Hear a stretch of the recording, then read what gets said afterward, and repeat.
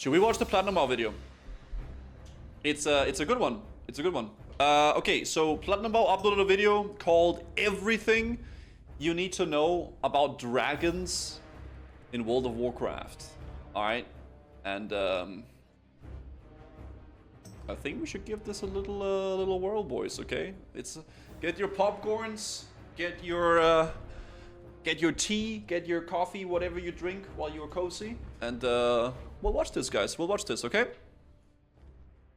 More fantasy than dragons. Oh! You can't get more fantasy than dragons. True. And sometimes Warcraft is a fantasy universe. Dragons are some of the most powerful beings on Azeroth, who have an extremely in-depth lore that begins all the way back to the very foundation of the world. How did these magnificent beasts come to be? What is their purpose? And what exactly are they doing in the modern day? Sit back and let's learn everything you need to know about dragons. Take your notes, guys. We're gonna learn something today. Today, it's gonna be a day for learning about dragons. The Titans. Our story begins during the Ordering of Azeroth. The Titan Keepers waged war with the untamed elements on the planet and banished them to their respective elemental planes. But not all of the elements were imprisoned. Some of these rogue elements developed into the first ever proto-dragons. I actually didn't know that. Okay. The majority of the information we know about these ancient times comes from the novel Dawn of the Aspects, and in this book, there is easily one of the most horrifying and monstrous villains that has never really gotten the respect he deserves in-game. Let's be honest, everybody wanted a proto-drake back in the day. This dragon he's about to talk about right now, I think it's called Gorgagrond, Gorgolon, something like that. It's basically the biggest proto-drake of all time. I mean, he's gonna explain it. It's actually like really good lore. We'll listen to what he says about it. So yeah. Galakron, yeah. Like, this is how big he would be. The father of dragons, was a monolithic beast that dwarfed the rest of his kind. This is so sick. One day, an unquenchable hunger dominated his body, and he suddenly began to terrorize the other dragons. He performed the unthinkable and started to cannibalize the other proto-dragons. This had dramatic effects on his body, and he began to develop mutations like growing limbs and eyes all over his now decaying body. To put in perspective how big Galakron was, his roar had the ability to cause devastating avalanches, and his wings were so large that the other dragons would mistake it for thunder. Dude. It's like me in the gym, man. Breath also had the ability to raise slain proto-dragons into undeath, which were called the Not Living, and their bite would infect other dragons who develop similar unrelenting tastes for dragon flesh, and they're literally zombie dragons. Galakron is cool, though. And their surviving proto-dragons teamed up to defeat this gargantuan beast. These heroes included the Titan Keeper Tyr, Malygos, Nozdormu, Neltharion, Ysera, and Alexstrasza. They're not what? They're proto-drakes.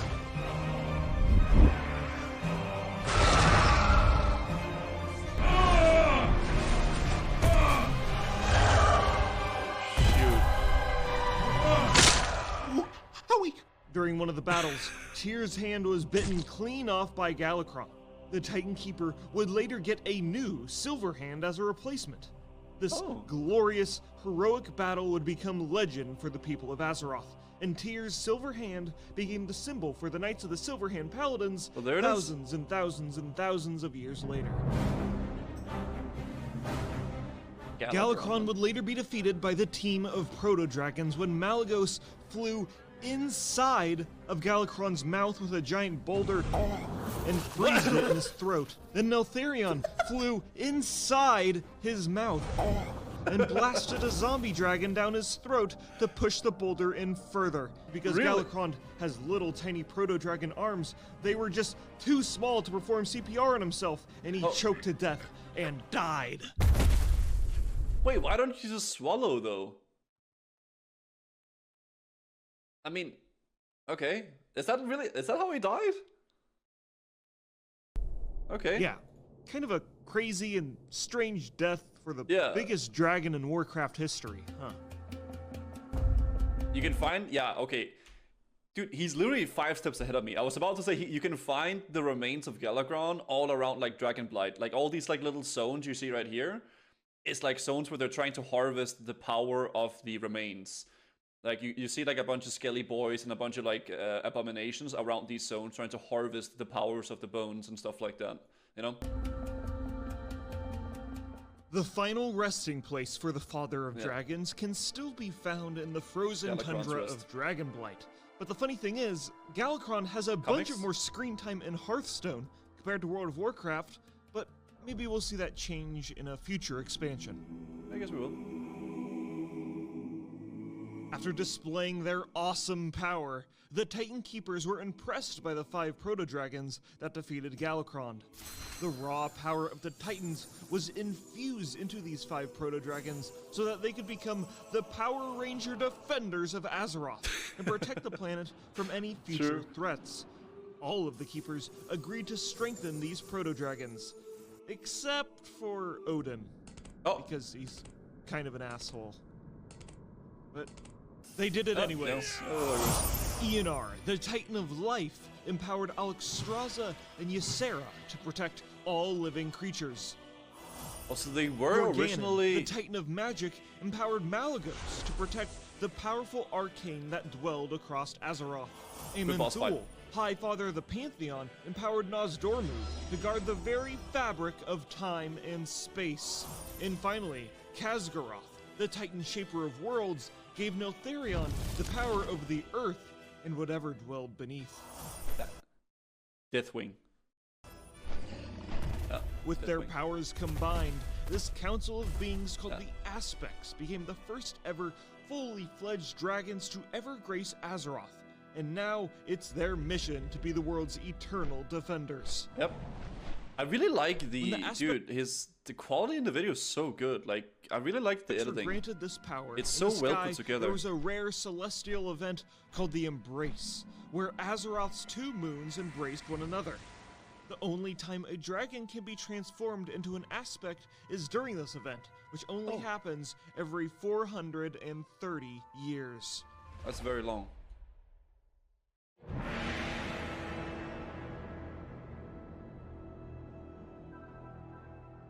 Next, the Keepers help forge the dragons. No, not 420, 430. Sanctuary called Wimrest Temple.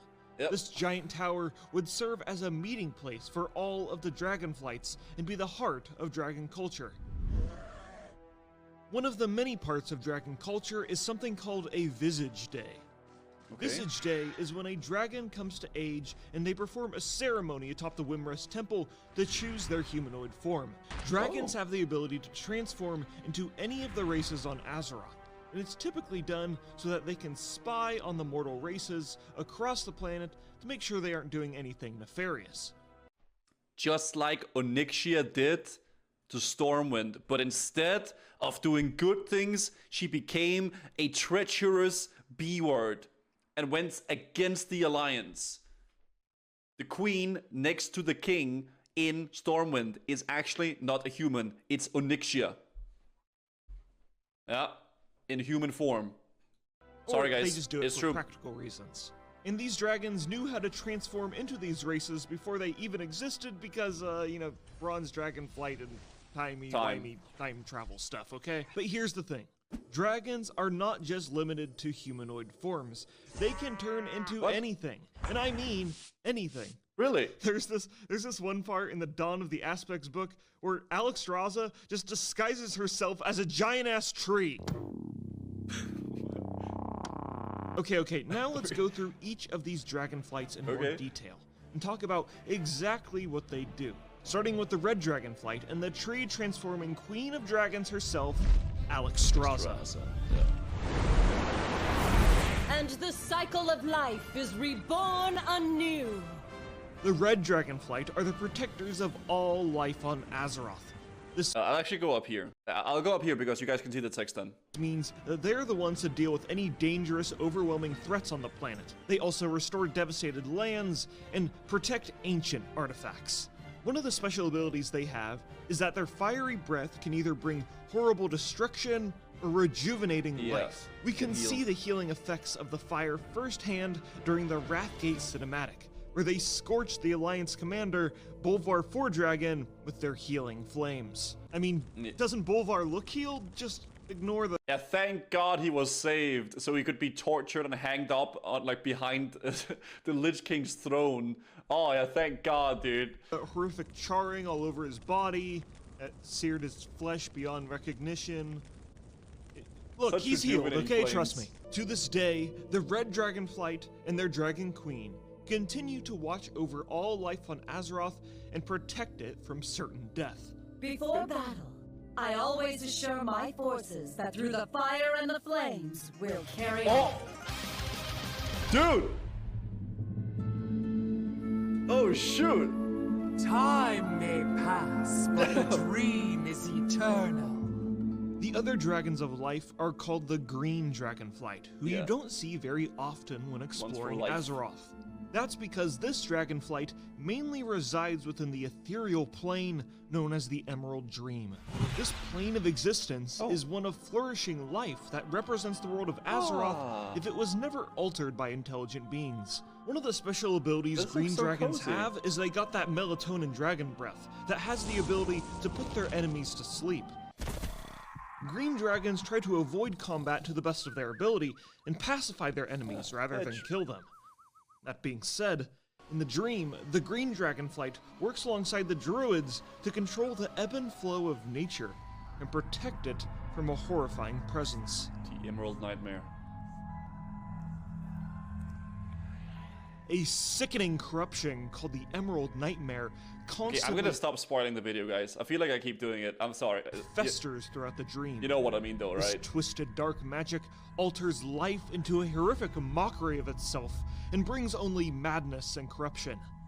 The origin of this dark power comes from the old gods and Xavius, the Nightmare Lord, who orchestrates the spreading offered? of corruption across the dream. All of the hostile green dragons we see in-game from classic WoW to modern day have pretty much all been corrupted by the Nightmare. And even the aspect Ysera was cursed by the Nightmare, and in Legion, she was put down by yeah, the we player fought her. characters. This was a big deal.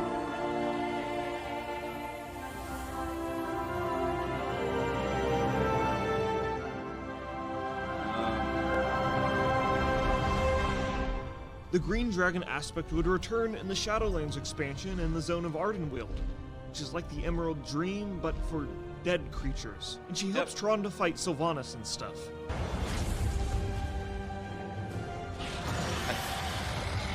Man, Shadowlands lore, I'm so out of tune, man. I don't even know what's happening anymore, man. We got Lethal Thanos running all over the place. We got, like, Sylvanas. I don't know what's happening. I kind of gave up.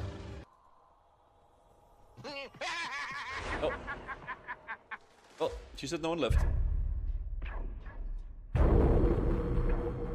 I will teach you ignorant children just how little you know of magic. The Blue Dragonflight, led by Jesus. Malygos, is an enclave of dragons committed to protecting the use of magic on Azeroth and making sure it doesn't fall into the wrong hands. Malygos and his Blue Dragonflight went dormant for thousands and thousands of years after a major defeat I'll talk about later in this video during the War of the Ancients. Okay. And the dragon aspect was weakened, depressed, and a little bit insane. But then again, That's a who isn't? bad combo. Weakened, depressed, and insane. That's a really bad trifecta to have. Jeez. Malygos would fully regain his power and sanity during the events told in the comic book series Sounds like me. Shadowing. Oh, dude, don't say that. Oh, God. Collection of books with just some wonderful artwork, huh? Oh. In the series, Terragosa, one of the members of the Blue Dragonflight, brings some nether drakes to the Blue Dragonflight domain called the Nexus in hopes of balancing the magical energies inside of them. Instead, these nether dragons try and take over the Nexus, and then Malygos eats all of them, which then restores his sanity and his power. How? Okay. After spending 10,000 years dormant, Malygos realized that he really wasn't doing a good job of protecting the magic across Azeroth. Yeah. The puny mortals on the planet had been abusing the power he was supposed to protect, and had summoned the Burning Legion on Azeroth. Multiple— Why do you go to sleep for 10,000 years? If you're supposed to protect, you can't just go to sleep. I know you're sad, but like, you can't just sleep 10k years, bro. Like, hello? times, and fractured the world in the process. That's why he got Malygos pissed. acted swiftly, and started to divert all of the magic across Azeroth's ley lines and suck them up into the Nexus. Suction? This violent siphoning of magic had dramatic effects on Azeroth's world soul, and caused irreparable damage. Furthermore, the mages of seems like a really Dalaran bad noticed protector. that their spells did not have the power they once had. You see, this was Malygos's biggest mistake, getting between a mage and their magic. The Kirin Tor mages said, "Fuck you, you goddamn scaly son of a bitch," and teleported their entire city from Hillsbrad foothills and into the air above Crystal Song Forest in They're pissed. Northrend. These mages then put their war against the Lich They're King pissed. on hold and teamed up with the red, bronze, and green Give me back my magic now! Yeah, they're pissed, man. Dragonflights and the Horde and the Alliance and started the Nexus War. While Malygos may have had That's what some we want. valid criticisms about the mortals on Azeroth, destroying the world my while trying God. to keep the magic We got a POV of a of a prop paladin clicking every single ability. I know it's wrath, but it hurts my soul. Okay. away from them was no way to solve the problem, and he was defeated within his domain called the Eye of Eternity. Unthinkable! The mortals will destroy everything. My sister, what have you... Oh, I did what I had to, brother. You gave me no alternative. And so ends the Nexus War. This resolution pains me deeply, but the destruction, the monumental loss of life had to end. Regardless of Malygos's recent transgressions, I will mourn his loss. I won't. Check out the sick new dragon mount. Cool. The Blue Dragonflight then had another aspect leader called Caligos for a brief moment in time, but now in the modern day, the Blue Dragonflight's numbers have dwindled to such a low amount that the flight was abandoned altogether. The surviving dragons went their separate ways and are no longer unified by a single cause. oh god. Okay. What do we got now? Oh, the bronze. Time is a tangled web.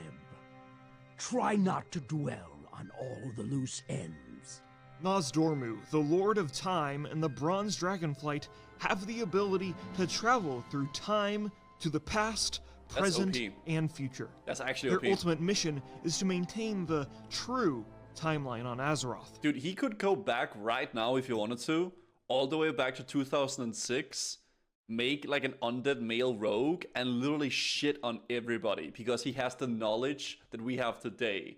So he could just shit on all the scrubs. Oh my god, imagine that. God. Whatever that means. Generally, the Bronze Dragonflight does not involve themselves in events on Azeroth unless they are absolutely needed. Some examples include when Nozdormu blessed Nordrassil to give the Kaldari Elves eternal life, or when the Bronze Dragonflight played a role in the War of the Shifting Sands. Oh, but look at this. This was a dungeon, right? But the Bronze Dragonflight's real enemy is the Infinite Dragonflight. This is a flight of dragons corrupted by the old gods and are trying to manipulate the very fabric of time and space for their dark masters to be victorious. There's also an infinite dragon pirate called Time Cat and Hooktail. Oh, This was added in Shadowlands, and I will not elaborate further. The leader of the Infinite Dragonflight is a dragon named Muruzond, who's actually Nozdormu from the future. You see, since Nozdormu can see everything past, present, and future, he can also see his own death. Oh. Muruzond is a future version of himself who is trying to subvert his own death by destroying the true timeline and helping the old gods in the process. You can see the Infinite Dragonflight try and disrupt the timeline firsthand in the Caverns of Time dungeons, like escape. I feel like whenever there's like time travel involved in something, it always gets so confusing. Like what? But yeah. Hold, the Black Morass, and the Culling of Stratholme. We finally defeat Morozond in the End-time dungeon, which is a future. It's like it's so confusing. Yeah, plot holes. It's like time travel can really mess up like a good show for sure. I really think so. Of Azeroth that will exist if the old gods win.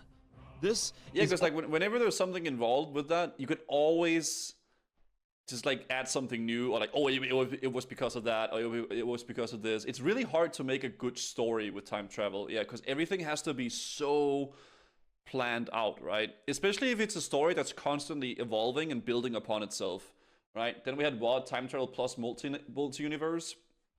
Yeah, it's a really difficult thing to do well, you know, but yeah. Also a good time to mention that Nozdormu and Morozond are both voiced by Martin Sheen, who is a famous actor from these films, and he also has the most over-the-top, hilarious line delivery ever from Morozond. The powers of the hourglass do nothing to me. The powers of the hourglass do nothing to me. With help from the player characters, Morozond is defeated. You know not what you have done. Fool, what I have seen. At last it has come to pass. So he just killed himself from the future. He killed the future version of himself who avoided dying so he could become this. And then he came back to the past and then he got killed by himself in the past. Yeah. But shouldn't he be able to see that happening if he can see everything that happens? Or maybe he couldn't see that because the guy from the future changed the way the present was viewed. You see what I mean with time travel? It's just really hard. I don't know. The moment of my demise. Yeah. The loop is closed. Loop? My future self will cause no more harm. But Still. In time, I will fall to madness. And you, heroes, will vanquish me. Yeah, so he knows this will happen because he just killed himself. So this actually, this what he's talking about is what just happened. Okay, yeah. The cycle will repeat. So it goes. Yeah. Also, in this future, catastrophic end-time version of Azeroth, there's a dragon impaled on the Wimrus Temple. And yeah, maybe we should talk about that guy, huh? Yeah, I don't know. I probably, I don't know. I don't know. Oh, Nefarian. Yeah, here we go. Let's jump all the way back to when the dragons first got their powers. You know, while the other aspects got to enjoy being the protectors of life, taking naps in the Emerald Dream, controlling the flows of powerful magic, and traveling through time and space, you know what Neltharion, Guardian of the Earth, had to do? Sit in a cave. Bored as hell. Furthermore, having the powers of an aspect was a gift, but also a burden. The force of Azeroth's Earth constantly weighed down on Neltharion. He could feel every single stone press upon his body, and the insurmountable pressure became overwhelming. This weight was his burden to bear alone, and ultimately, he found it to be too much. With a whisper. Oh, here we go. The Earth Warder bends to my will. The Earth Warder seeked relief from this immense suffering, and that is when the whispers of the old gods, imprisoned deep within the earth, invaded his very soul. It was the old gods that could free Neltharion from this burden, and not only that, he could also be granted powers beyond his imagination if he served them. He could create a world where only his black dragonflight dominated Azeroth. Your betrayal will be glorious. Neltharion's schemes would not come to fruition until the events of the War of the Ancients, when the Burning Legion first invaded Azeroth. with an ancient artifact called the Dragon Soul. Neltharion convinced the other dragons to funnel a portion of their power into the disc so that it could be used as a powerful weapon against the demons that invaded Azeroth. Strike down your allies and begin your true ascension. But when it was time to actually use the disc against the demons, Neltharion said, "Oh, bitch!" He used the Dragon Soul to blast demons, night elves, and dragons alike. The blue Dragonflight surrounded the crazed Earth Warder. Malygos tried to reason with him, but it was futile. One of the blue dragons struck by the Dragon Soul was named Sindragosa, who was hit so hard by the blast, she flew halfway across the world and landed in Northrend, where she would later be resurrected by the Lich King. And she's on the Wrath of the Lich King login screen, and she's all like, Yep, exactly. All of the Dragonflights left to ruin. Neltharion retreated to his... Dude, that is the best looking login screen, though. Let's be honest. Out of all the login screens, that's the best one, man. You see that? You see Sindragosa flying in, and then like lands on the screen, and then does that big roar. Oh, it's so good, dude. Yeah, Wrath was the best. Let's be honest, man. Dude, it has the Lich King as the main villain. Alright, let's just forget about Ruby Sanctum for a second. It had the Lich King as the main villain. We don't talk about Ruby Sanctum. That didn't happen. Okay? Wrath is piss. Truly is. Yep. Layer as his body began to crack from the overwhelming sheer power he now possessed. Magma and fire flowed from his chest, and his eyes burned with flaming red. He's pissed. His goblin and Drogbar slaves crafted him adamantium steel plates and bolted them to his body to stop him from splitting apart from the raw power he now possessed. Dude, he was so powerful. I am Deathwing, the Destroyer, the end of all things. Inevitable, indomitable. I am the Cataclysm. Jeez. Okay, so for the rest of Deathwing's lore, I'm only going to be focusing on the essentials of his story, because it's a lot. Okay, so after Deathwing's transformation, he does look kind of cool, though. Dragon Soul was renamed into the Demon Soul, Trasky for the 5 and months, by the way. Malfurion teleported into his lair, and he stole it. Then Illidan and Ajara's army stole it from Malfurion, and they tried to use it to open up a portal for the Burning Legion within the depths of the Well of Eternity. But then the spell was disrupted and reversed, and the portal started to suck up all of the demons out of Azeroth, and the Sundering began, aka the world being split apart. As this is happening, the Demon Soul is falling into the Well of Eternity, but then suddenly Nozdormu from the future appears and grabs the Demon Soul, and he turns to the king. Dude, this is why it's so stupid, man. This is why time travel is so dumb, man. Oh, there's this really epic moment. Plop, time travel, and then like from the future because he knew this was gonna happen, right? Like, you can just. You could with time travel, you could just do whatever, right? It's so, I don't know, man. Camera, and he gives a cheeky wink, and then he teleports out of existence. Okay. After the Sundering is over and the world is split, future Nozdormu pops back into existence again and gives the 4 other aspects the Demon Soul, and they put a spell on it to prevent Deathwing from using it, and then they hide it deep within the earth under Red Ridge. Meanwhile, after the Sundering, Deathwing returns to his lair to find out his slaves have started an uprising, sparked by a Tauren named Holden High Mountain. So he leaves and takes a long nap inside of Deepholm. Thousands of years pass and the Dark Portal is opened and the orcs are pouring into Azeroth and the First War begins. Deathwing awakes from his slumber and disguises himself as a human noble and a Blackrock orc and spies on both sides of the war and kinda just hangs out. The orcs win the First War, and during the Second War, Deathwing finds the Demon Soul.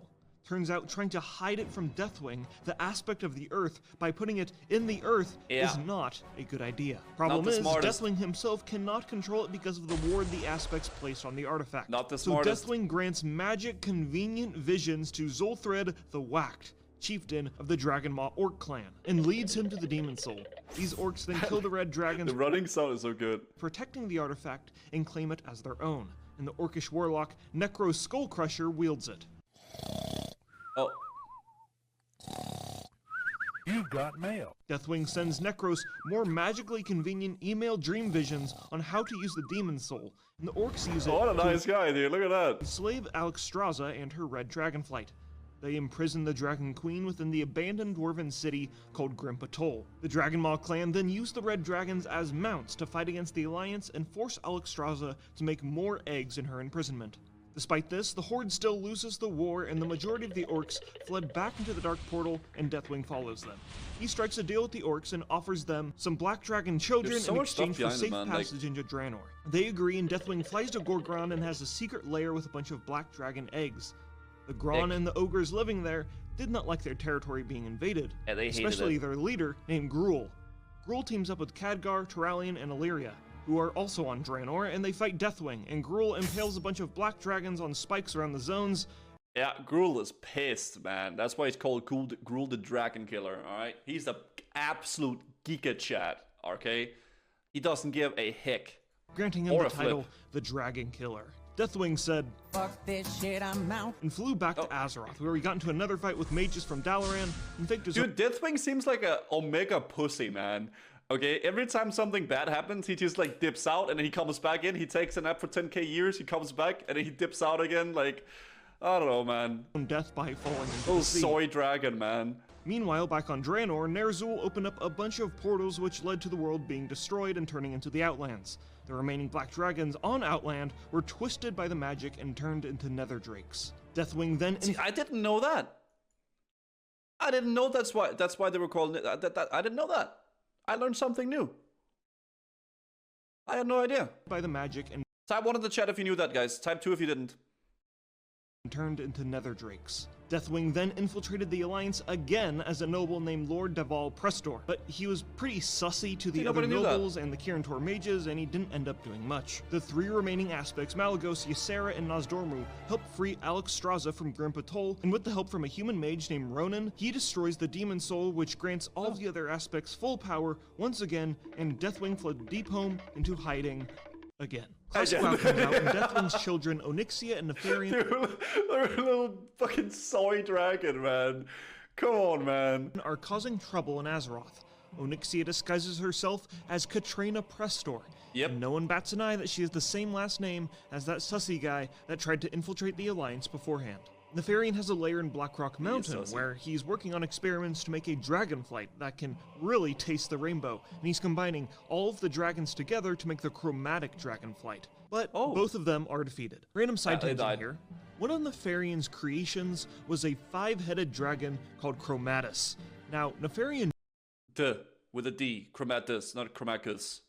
D. Died before he could give this abomination life.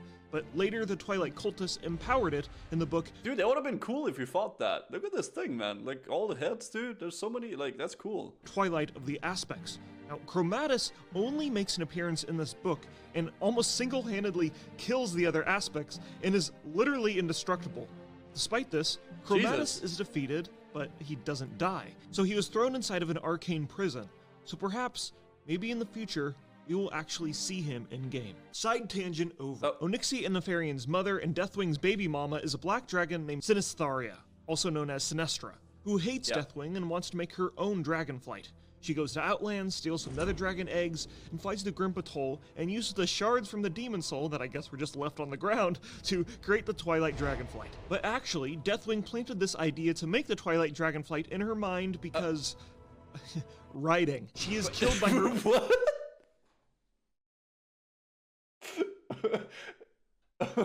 What? Okay. All right. Cool. So he's okay. He's just whispering people in their sleep, and then he's making them do that. That's badass. Her own experimental children, and is later resurrected by Deathwing, and oh my god, this plotline sucks. Thousands of nerds stand outside of game stores, midnight, December 7th, 2010. And sometimes it's just like they just like, oh, we have this really good thing going, and then there's like, how did this happen? I don't fucking know. Fuck it, time travel. Fuck it, whispers in the dream. You know, I don't care. Just make it a thing. You know, like, jeez. Cataclysm expansion drops. For World of Warcraft Cataclysm, let me hear it. Cataclysm! Okay, this may be a little bit cringe, but there is something really cool about like standing in line outside Blockbuster at a new game release, or like being there physically instead of like just ordering it online. Okay, it's just a different thing. Okay, and guys, don't blame these guys. Okay, yeah, they don't know. All right, they don't know. Meaning Deathwing has awoken once again. He erupts out of the earth, which tears a rift between Azeroth and the elemental planes, causing natural disasters all around the world. The Eastern Kingdoms and Kalimdor are revamped, yada yada yada, and Deathwing gets punched in the face by a dwarf. Later in Twilight Highlands, Deathwing gets in an epic fight with Alexstrasza, but it's also an in-game cinematic from over a decade ago with no sound effects whatsoever. So you get this awesome scene, oh wow, where they're rolling down the hill. They're hugging. Oh, wow, that's so epic. Alexstrasza loses the battle, but Deathwing is wounded and flies away. Later in the expansion, the aspects regroup. Kalecgos is now the blue dragonflight aspect, and Thrall is in place of the earthen aspect. They decide that if they are ever going to defeat Deathwing, they are going to need to obtain the Dragon Soul in its purest form. Before they do that, they go to the future to deal with Murozond, like I mentioned earlier in the video. In this hypothetical future, Deathwing became so... I hate times. Oh my god. And now we're in the hypothetical future, guys. Okay? Yeah. Powerful, his body started ripping apart at the seams, and since the world was fully dominated by the old gods, he was no longer useful to them. So they mind-controlled him and forced him to impale himself on top of the Wimrest Temple, which... Jeez. God damn, that is badass. Okay, now with Murozond killed, now we can travel back in time to the War of the Literally got mind control to like decapitate, not decapitate, but like impale yourself. That's... Grab the demon/dragon soul, and then travel back to the present time and start the Dragon Soul raid, the last raid in the Cataclysm expansion. Okay, so the actual Dragon Soul raid gets ragged on a lot by the player base by being pretty meh gameplay-wise, but there is absolutely no denying that Deathwing's death at the end of this raid is the coolest death of any villain ever in the Warcraft universe. So the Dragon Soul is empowered. That's a big statement right there. That's a very big statement. Okay. I actually really liked the death of the Lich King, but then they kind of like, you know, retconned that and then turned him into a wisp in Shadowlands. But, you know, that's how it is. What's up, Bonnie? What's up, Just Gonna House, by the way? By the aspects, and then Thrall shoots a giant laser beam at Deathwing. And then you get to go on an airship and parachute onto Deathwing's back, and then you rip apart the plates holding him together. And then Thrall shoots another laser beam at him, which makes a giant hole in his chest, and he falls into the Maelstrom, a swirling vortex where he originally birthed from, and the same place where he first betrayed his friends. And as this giant dragon is clinging on for dear life, fire and magma spewing all over his broken body, you slowly help push him down, and then finally, Deathwing is defeated by Thrall shooting another giant fucking laser beam! Dude, he's like cooming talking about this. With Deathwing defeated, the Aspects had fulfilled their purpose of defending Azeroth, and the powers granted to them by the Titans was fully expended. After the Cataclysm, it was now the Age of Mortals. It was up to the people of Azeroth to defend the planet from future threats. But this does not mean that the Aspects are powerless, but they are mortal now, and are not... Honestly, that's probably a pretty good idea, seeing that like literally all the problems that happened in the entire Azeroth was basically just the dragons, you know, doing everything themselves. But, you know? Nearly as powerful as they once were.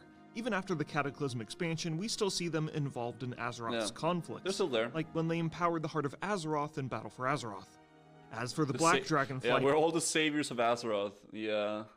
There is an extremely small amount left on Azeroth still alive, and there's an even smaller amount that isn't corrupted by the old gods. Wrathion, the Black Prince, is one of these black dragons who is trying to restore his flight's name. Anduin, it's been so long. Oh, that didn't go that well. That is really everything you need to know about dragons in Warcraft. Of course, there are some smaller details I brushed over, but maybe we can talk about those in another video. And no, wait, we are not done. You know these dragon spawn guys? You want to know the lore behind them? Yes. None. Literally none. This is all that's on their Wowpedia page. And they became this way from hanging out with dragons. And what the hell does that even mean? You also got the Draconid, who are It's like that thing where you start hanging out with a new group of friends, and then suddenly you start acting like them. Except you start morphing into them. You actually turn into them IRL. Half man, half dragons, who are empowered by the flights they serve, but also they became this way just from hanging out with dragons. Again, what does that even mean? You got dragon men, these are humans meshed with dragon spawn. Stone drakes, these are actually elementals and not dragons. Storm dragons, these are storm dragons. I don't need to explain them. And you have storm drakes. These are another type of dragon that lives in Stormheim that just also exist and barely relate to anything I've talked about for the last 30 minutes. Okay, that's everything you need to know about dragons. Cool. Thanks.